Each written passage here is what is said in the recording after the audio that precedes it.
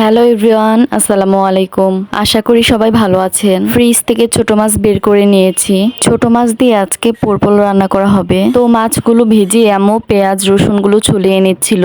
এখানে আম্মু পোরপলগুলো কেটে নিচ্ছিল। ছোট মাছ দিয়ে যে কোনো সবজি চচ্চড়ি খেতে কিন্তু খুবই ভালো লাগে। তো পোরপলগুলো আম্মু ছোট ছোট করে কেটে নিচ্ছিল। এই সবজিটাকে আপনারা কে কে কি নামে চিনেন কমেন্ট করে জানাবেন।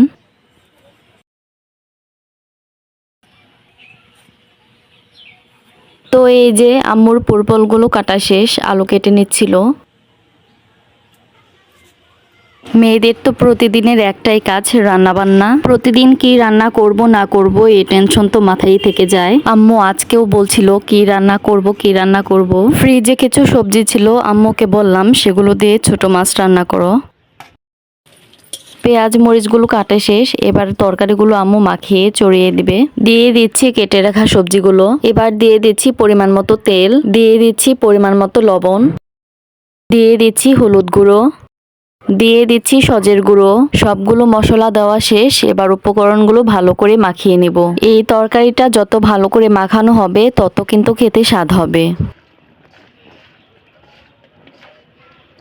সবজিগুলো ভালো করে মাখিয়ে নেওয়া শেষ, এবার দিয়ে দিচ্ছি ছোট মাছগুলো। এখানে ছোট মাছগুলো ছিল পুঁটি, দারকিনা, বাইলা। তো মাছগুলো দেওয়ার পর আবার ভালো করে মাখিয়ে নিচ্ছিলাম। এবার পরিমাণ মতো পানি দিয়ে দিব।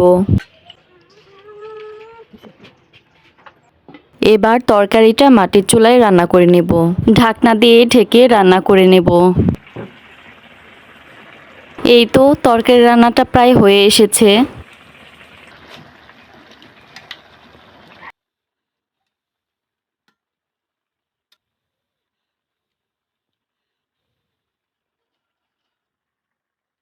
আবারও ঢেকে দিচ্ছি কিছুক্ষণের জন্য, তরকারিটা পুরোপুরি রান্না করে নেব। তরকারির রান্নাটা হয়ে এসেছে, এবার দিয়ে দিচ্ছি ধনিয়া পাতা।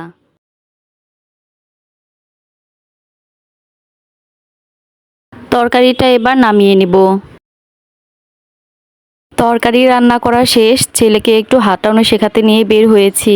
আমার ছেলেটা তো ঘরের ভিতর একদম থাকতে চায় না, বাহিরে বের হওয়ার জন্য কান্নাকাটি করে, নয়তো মন খারাপ করে থাকে।